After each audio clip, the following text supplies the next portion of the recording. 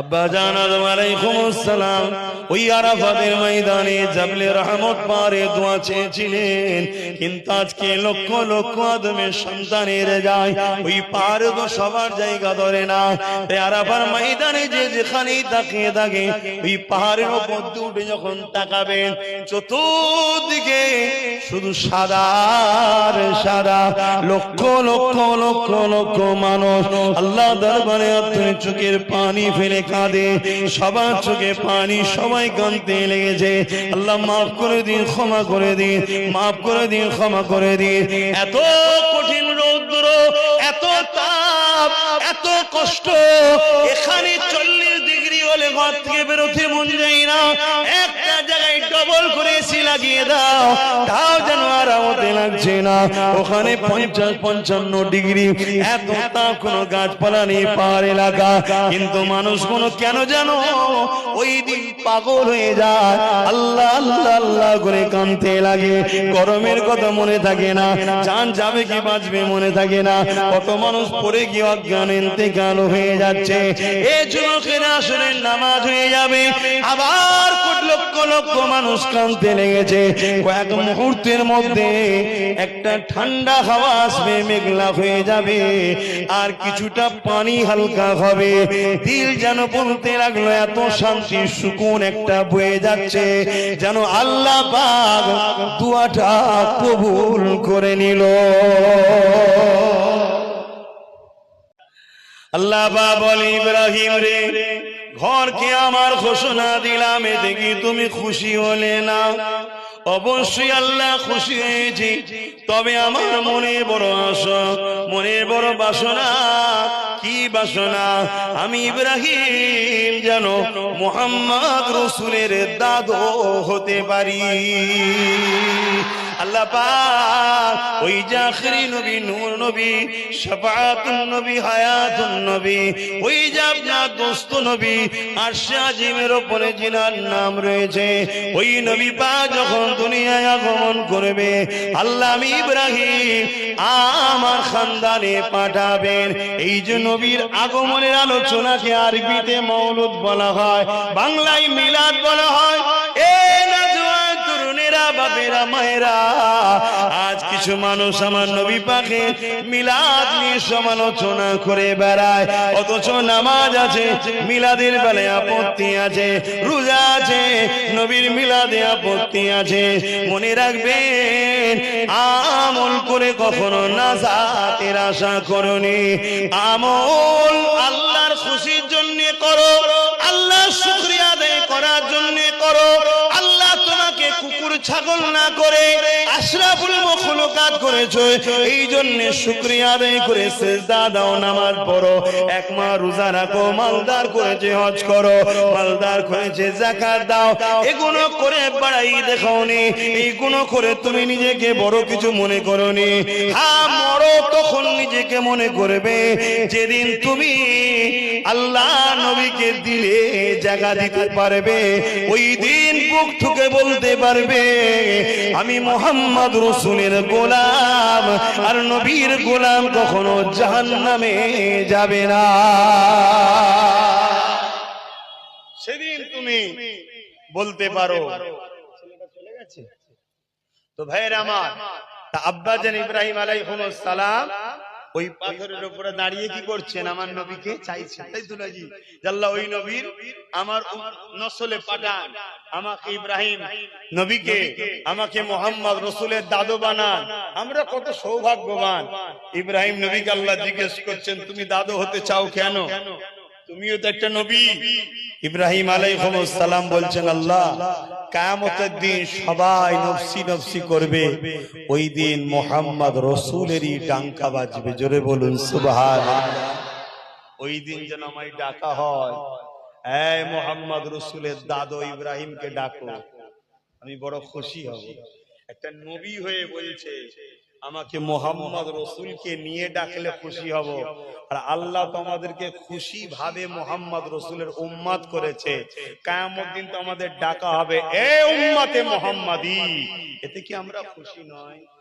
তো খুশি যদি হই, জীবনে প্রতিজ্ঞা আমি আমার ঘরকে মুস্তাফা জানের রহমতের প্রেমিক বানাবো। আমার ঘর রাসূলের আশিকের ঘর হবে, আমার ঘর মুহাম্মদ নবীর গোলামের ঘর হবে, আমার ঘরে বাচ্চা বাচ্চা ভাইয়ের মুখে নবী নবী নবী নবী থাকবে, সবাই রাসূলের প্রেমিক হবে। আমি আমার ঘরকে বানাবো। এভাবে যদি প্রত্যেকের ঘরকে বানাতে পারে, সকাল সন্ধ্যা আপনার ঘরে রহমতের ফেরেশতা আসবে। জোরে বলুন সুবহানাল্লাহ। আমাদের ঘরে নবী নেই, আমাদের ঘরে নবী নাই, এজন্য আমাদের ঘরে সকাল সন্ধ্যা শয়তান ঢুকে ঝগড়া লাগিয়ে দেয়, ফিতনা লাগিয়ে দেয়, অশান্তিতে আমরা সব ডুবে আছি। নবীকে আনেন, নবীকে আনেন, নবীকে প্যার করেন।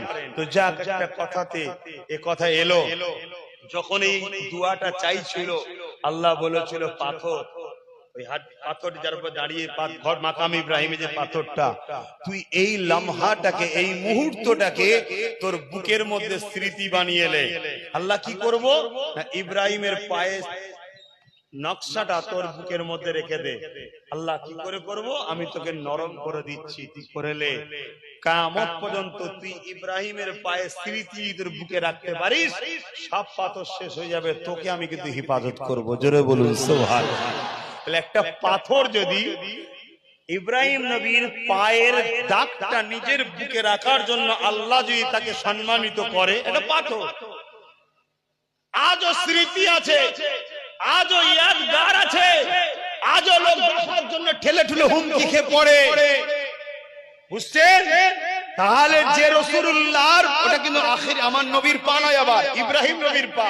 শুধু ইব্রাহিম নবীকে চাইছিল আমার রাসূলকে, ভাববেন সেই নবীকে চাওয়ার জন্য ইব্রাহিম নবীর পাকে যদি পাথর নিজের বুকে দেয়, জায়গা দেয়, তার যদি এত সম্মান হতে পারে, এ আখিরি নবীর উম্মত, আমরা তো শ্রেষ্ঠ আল্লাহর মাখলুক, আমরা যদি ডাইরেক্ট নিজেদের বুকে মুহাম্মদ রাসূলের কদমের নকশাকে রাখতে পারি, অর্থাৎ তার সুন্নাত তরিকা প্রেম ভালোবাসাকে, তাহলে আল্লাহ আমাদেরকে দুনিয়া আখিরাতে ইজ্জত আল্লাহ করবে। জোরে বলুন সুবহানাল্লাহ, আরো জোরে বলুন সুবহানাল্লাহ।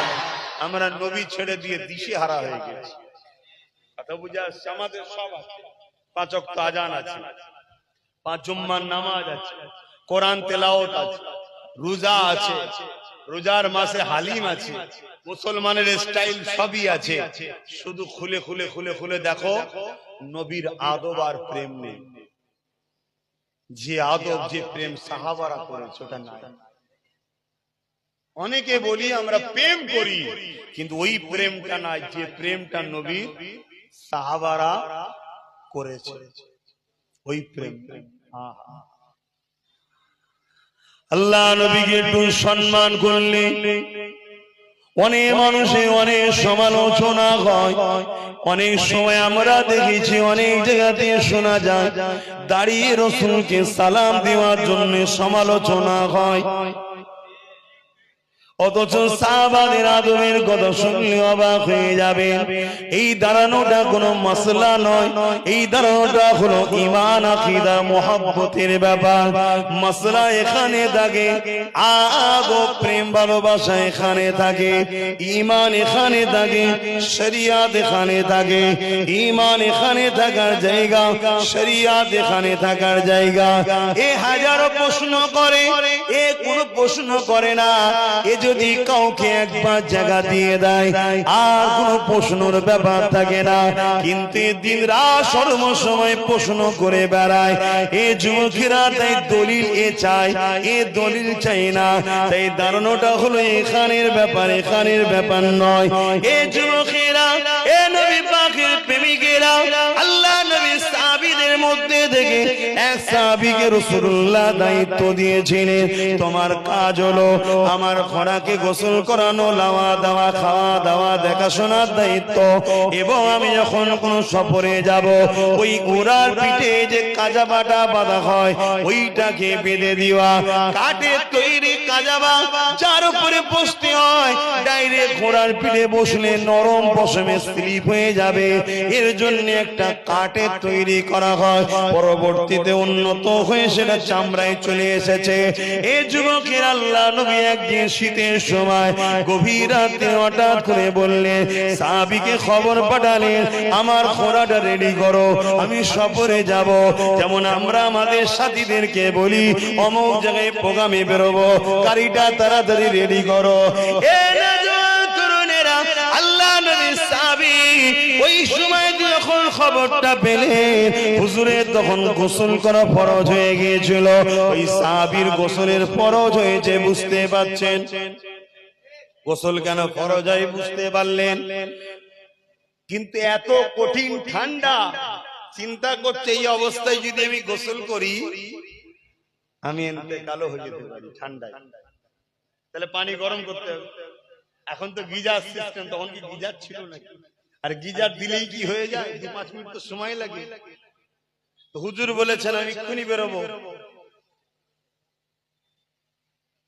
তাহলে কাঠ দেয়া পানি গরম করতে গোসল করতে দেরি হয়ে যাবে।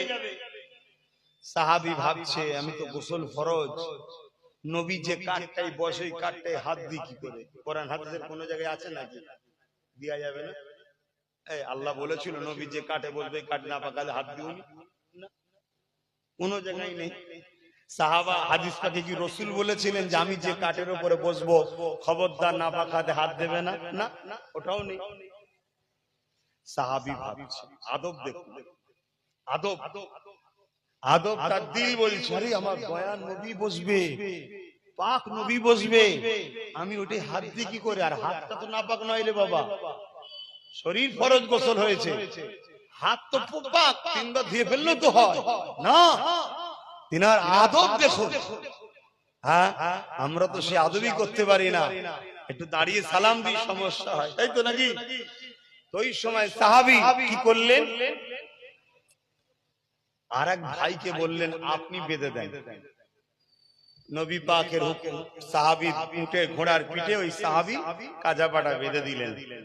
আল্লাহ নবী উঠে সফরে চলে গেলেন, এই সাহাবী পানি গরম করলেন, গোসল করলেন। সেই জায়গায় যে পৌঁছালেন আল্লাহ নবী ডাকলেন, আরে তুমি আজকে ঘোড়ার পিঠে যেটা বেঁধেছো কাজাবাটা ঠিক বাঁধা হয়নি, আজকে বড় দুল ছিল। সাহাবী বলছেন হুজুর বিয়াদবি নেবেন না, আমার বাপ মা আপনার কদমে কুরবান হয়ে যাক। হুজুর আজকে আমি বাঁধিনি, অন্য একজনকে বাঁধতে বলেছিলাম। আল্লাহ নবী বলেছে কেন তোমার কাছে খবর যায় না? হুজুর গিয়েছিল কিন্তু আমার গোসল ফরজ ছিল, তা আপনি বসবেন আমি হাত দেবো, শুধু কথা হচ্ছে। আল্লাহ নবী শুনে বড় খুশি হলেন, আমার সাহাবী আমাকে কত ভালোবাসে। সঙ্গে সঙ্গে জিবরাইল চলে এসে আয়াত নাজিল করছে। কিসের আয়াত? নাচারের সময় তায়াম্মুম করা জায়েজ। জোরে বলুন সুবহানাল্লাহ। ওই যে তায়াম্মুম যে পড়ি আমরা, ওই আয়াতটা পেয়েছি সাহাবীর আদবের কারণে। জোরে বলুন সুবহানাল্লাহ। তাহলে আদব আর প্রেমের মধ্যে ঈমান আছে। ঈমান আর একটু খুলে বলি ঈমান কি জিনিস। প্রতিটা মানুষ যখন জন্ম হয়, জন্মসূত্রে সে মুসলিম, জন্মসূত্রে সে মুসলিম। সে মুসলিমের ঘরে জন্ম হোক আর যে কোনো ঘরে জন্ম হোক, আরবিতে তাকে মুসলিম বলা হয় যে নিজেকে আল্লাহর উপর সুপে রাখে। বাচ্চা আল্লাহ ছাড়া চলতে পারে? কথা বুঝে আসছে? তা সম্পূর্ণ আল্লাহর উপরে নির্ভর। এই প্রতিটা মানুষ যখন জন্ম হয় সবাই মুসলিম। এই যে হজে গেছে, হজে যেতে গেলে টাকা আছে, জামা আছে, ব্যাগ আছে, কাপড় আছে, খাবার দাবার সব আছে। যদি পাসপোর্ট না থাকে হজে যেতে দেবে? জোরে বলেন কেন? এক দেশ থেকে আর এক দেশে। আচ্ছা পাসপোর্ট থাকার পরেও যেতে দেবে যদি ভিসা না থাকে? জোরে বলেন। মুসলিম এটা হলো পাসপোর্ট। মুসলিমটা কি? পাসপোর্ট। অর্থাৎ সবাইকে আল্লাহ পাসপোর্ট দিয়েই দুনিয়ায় পাঠিয়েছে। দুনিয়া হলো ভিসা অফিস। এই অফিস থেকে তুমি ভিসা লাগিয়ে আসো, যদি আসতে পারো আমার জান্নাতের দেশে ঢুকতে দেবো। জোরে বলুন সুবহানাল্লাহ। এখন প্রশ্ন হতে পারে ভিসাটা কি? ভিসাটা কি? আল্লাহ বলছেন এই মুসলিম পাসপোর্ট দুনিয়ায়, ওই পাসপোর্টে আমার বন্ধুর প্রেম ও আদবের স্টাম্প লাগিয়ে দিয়ে আসো। জোরে বলুন সুবহানাল্লাহ। যদি আমার ওই পাসপোর্টে আমার বন্ধুর প্রেম ও আদবের স্ট্যাম্প থাকে, তবে আমার জান্নাতের দেশে এন্ট্রি হবে। এবার জান্নাতের দেশে তুই কোন ক্যাটাগরিতে থাকতে চাস?